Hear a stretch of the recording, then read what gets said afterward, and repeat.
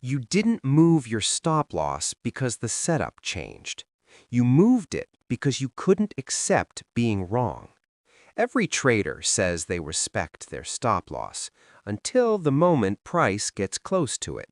Then, suddenly, the stop feels too tight. You tell yourself the market just needs more room. You zoom into a lower time frame. You find a reason the trade might still work, so you drag the stop a little further away. Not because your analysis improved, but because accepting the loss feels worse than breaking the rule. And that single decision is responsible for more blown accounts than almost anything else in trading. 1. The stop loss is an ego test.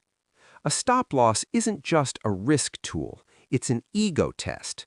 When price hits your stop, the market is telling you something very simple. Your idea was wrong. For disciplined traders, that's just information.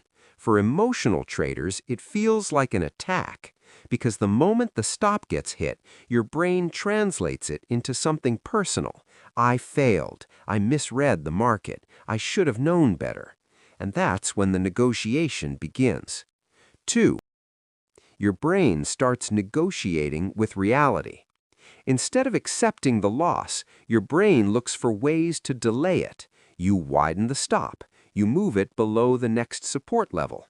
You convince yourself the market is just shaking people out. But the truth is simple. You're not managing the trade anymore. You're managing the discomfort of being wrong.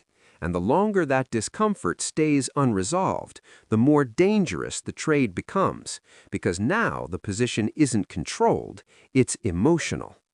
One small decision creates a bigger problem.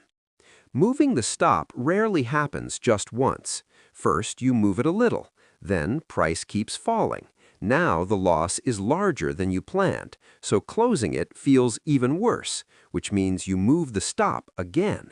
What started as a small, controlled loss slowly turns into a much bigger problem. Not because the strategy failed, but because the rule protecting the strategy disappeared. The real fix.